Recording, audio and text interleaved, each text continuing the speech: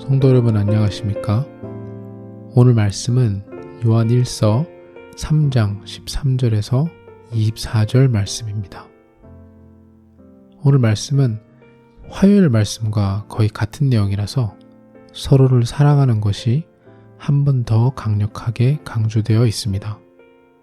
오늘 말씀에서는 우리의 신앙에 세 가지 축이 있는 것처럼 설명되고 있습니다.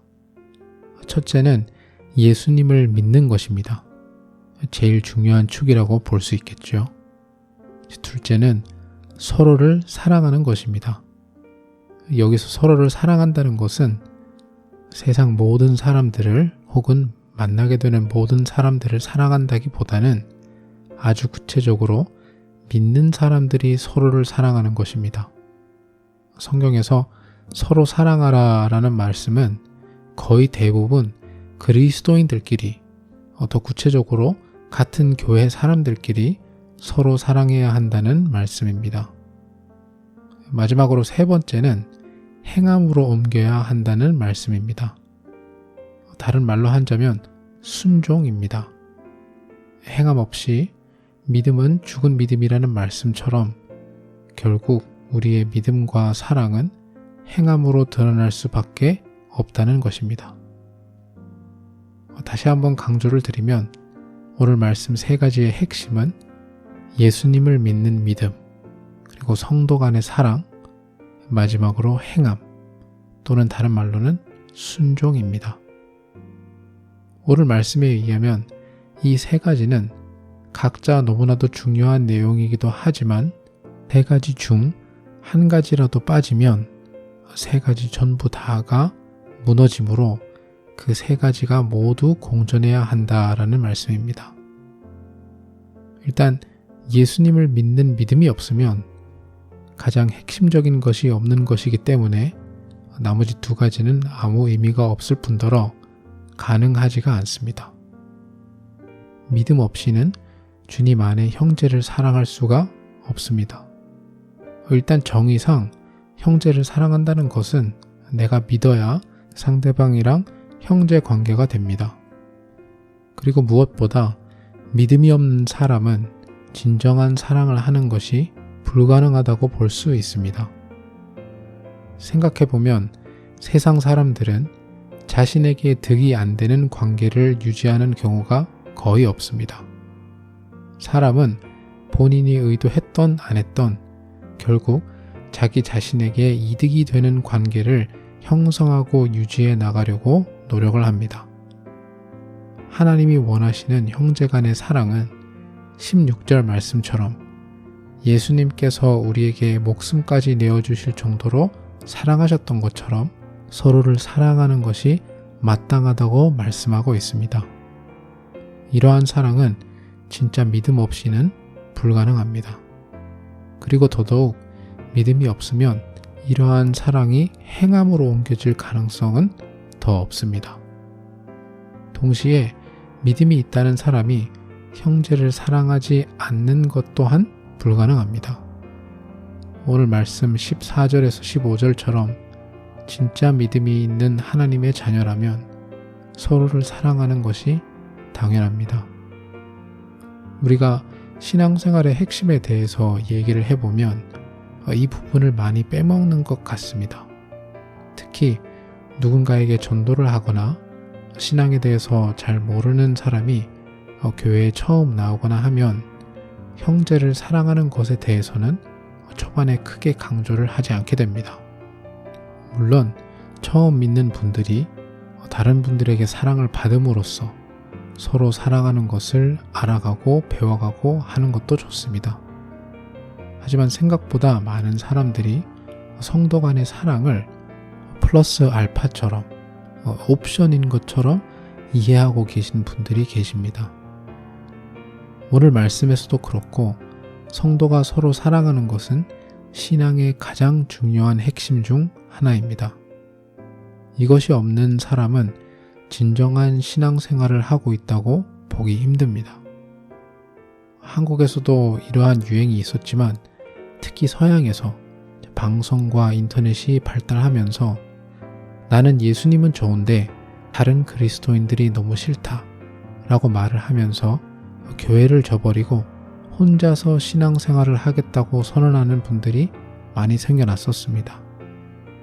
신앙생활은 나라는 개인이 하는 부분이 있지만 우리가 하는 것이 훨씬 더 많습니다.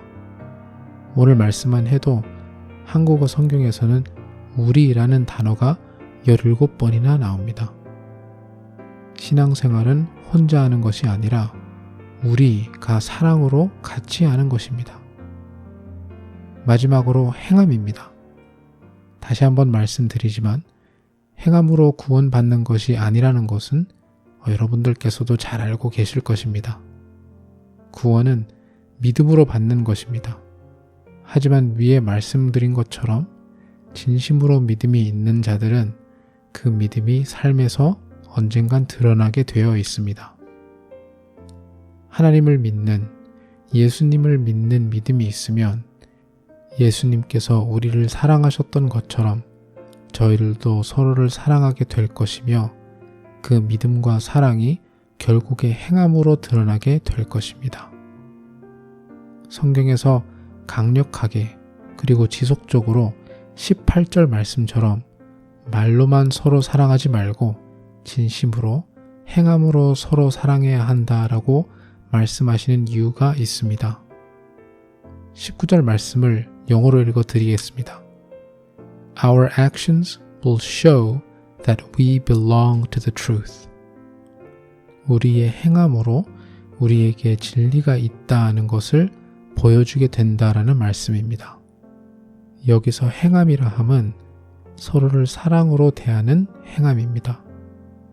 그리스도인들이, 교회의 멤버들이 서로를 말로만 사랑하는 것이 아니라 진짜 행동으로 사랑하는 것을 세상 사람들이 보게 된다면 그것을 보고 우리 안에 진리가 있다는 것을 알게 된다는 말씀입니다.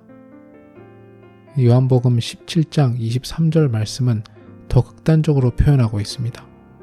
영어 성경에 이렇게 표현이 되어 있습니다. May they experience such perfect unity that the world would know that you sent me. 우리가 완벽한 하나됨을 실천함으로써 그것을 보고 세상 사람들이 예수님을 알게 된다는 말씀입니다. 믿지 않는 세상 사람들이 교회에 대한 가장 큰 비판 중 하나는 저들은 우리랑 다를 것이 없이 다 각자의 이유를 추구하고 있으면서 뭐가 그렇게 특별하다는 것이냐, 말로만 사랑과 거룩을 외치고 있다, 오히려 외식하는 자들이 아니냐 라고 하며 교회를 무시하고 조롱을 합니다.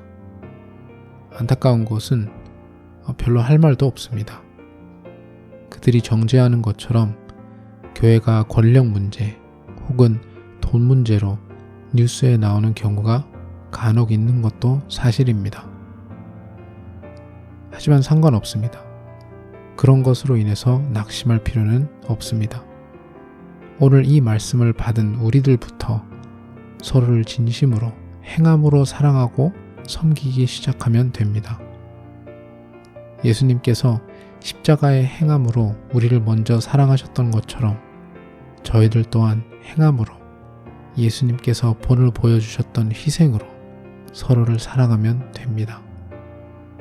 물론 쉽지 않은 것은 알고 있습니다. 하지만 24절 말씀처럼 성령님께서 우리 안에 계시고 우리를 도와주실 것입니다. 성령님의 도우심으로 예수님을 믿고 형제를 진심으로 사랑하고 그 믿음과 사랑이 행함으로 드러나는 저와 여러분이 되시기를 간절히 바랍니다. 그 행함이 17절 말씀처럼 물질이 될 수도 있고 시간이 될 수도 있고 나의 노력이 될 수도 있고 나의 기도가 될 수도 있습니다. 그렇게 실질적으로 서로 사랑하는 모습을 보고 세상 사람들이 예수님의 사랑을 실감하게 되는 놀라운 역사가 저희들의 사랑 가운데 일어나기를 간절히 소망합니다. 기도하겠습니다.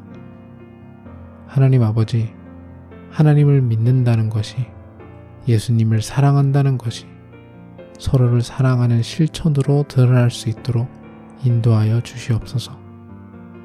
말로만 하는 사랑이 아닌 행함으로 서로 사랑하며 도와줌으로써 주님께서 우리를 먼저 사랑하셨기에 저희들 또한 희생으로, 섬김, 행함으로 서로 사랑하는 교회 될 수 있도록 인도하여 주시옵소서. 세상 사람들이 그 행함 속에서 예수님을 발견할 수 있는 놀라운 역사를 주여 허락하여 주시옵소서. 감사드리며 예수님 이름으로 기도드립니다. 아멘.